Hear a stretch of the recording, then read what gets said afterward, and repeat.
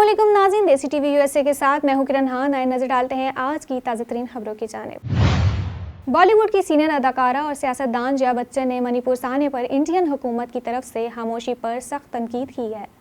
भारतीय मीडिया से ताज़ा गुफ्तगू में अदाकारा का कहना था कि पूरी दुनिया में इस अफसोसनाक साने पर गुफ्तगू जारी है, जबकि हुकूमत इस मामले पर टस से मस नहीं हो रही। जया बच्चन ने हादसे की अंधोनाक वीडियोस पर सख्त अफसोस का इजहार करते हुए एतराफ़ किया है कि इनमें पूरे क्लिप को देखने की हिम्मत नहीं थी और इन्हें बहुत शर्म महसूस हुई। इंतखाबी इस्लाहात इलेक्शन एक्ट 2023 में निगरान हुकूमत को इजाफी इख्तियारात दे दिए गए। मुजवज़ा तरमीम के मुताबिक निगरान हुकूमत को मुल्की मैशत के लिए ज़रूरी फ़ैसलों का इख्तियार होगा। तरमीम कर पार्लियामेंट मुश्तरका इजलास में पेश की जाएंगी। इलेक्शन एक्ट की शिक 230 में तरमीम मुजवज़ा बिल का हिस्सा है। इस एक्ट में 54 तरमीम को शामिल किया गया है। मुजवज़ा तरमीम के मुताबिक शिक 230A की सब क्लास 2A में तरमीम शामिल है, जिसके तहत निगरान हुकूमत को इजाफी इख्तियारात हासिल होंगे। मुजवज़ा तरमीम के मुताबिक तरमीम के तहत निगरान हुकूमत को मुल्की मैशियत के लिए ज़रूरी फ़ैसलों का इख्तियार होगा।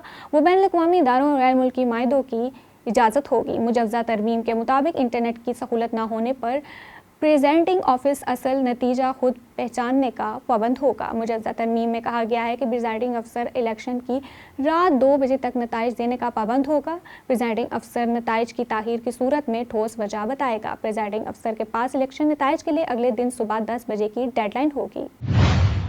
इस्लामाबाद के सिविल जज आसिम हफीज़ ने अपने घर में तशद्दुद का शिकार होने वाली बच्ची रिजवाना के वालिद को सलाह की पेशकश कर दी। रिजवाना की वालिदा के मुताबिक जज साहब ने कहा था कि वो इलाज का सारा खर्चा और अलग से भी रकम देने को तैयार हैं। मुतासरा बच्ची की वालिदा ने मजीद कहा कि जज साहब की पेशकश के बाद मैंने उन पर वाज़ह कर दिया कि मुझे अपनी बेटी पर तशद्दुद का इंसाफ चाहिए। उन्होंने ये भी कहा कि हमारी बच्ची की सूरत हाल बहुत नाजुक है, हम सलाह किसी सूरत नहीं चाहते।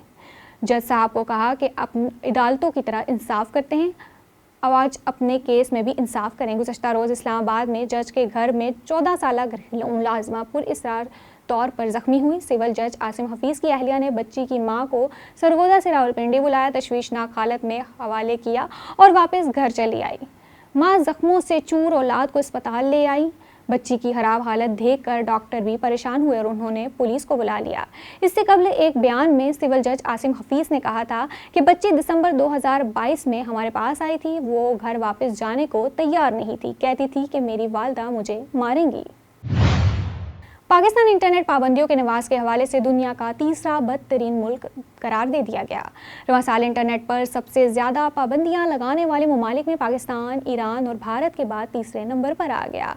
निजी कंपनी की जारी करदा रिपोर्ट के मुताबिक पाकिस्तान दुनिया भर में 42 नई पाबंदियों में से 3 का जिम्मेदार है। रिपोर्ट्स के मुताबिक ये पाबंदियां 9 मई को साबिक वज़ीर आज़म की गिरफ्तारी के बाद नाफिज की गई। रिपोर्ट्स में मजीद बताया गया है कि 9 मई के बाद पाकिस्तान में ट्विटर, फेसबुक और इंस्टाग्राम और यूट्यूब तक रसाई पर पाबंदी आयद की गई। साबिक अमरीकी सदर बाराक ओबामा का ज़ाती बावर्ची झील में डूबकर हलाक हो गया।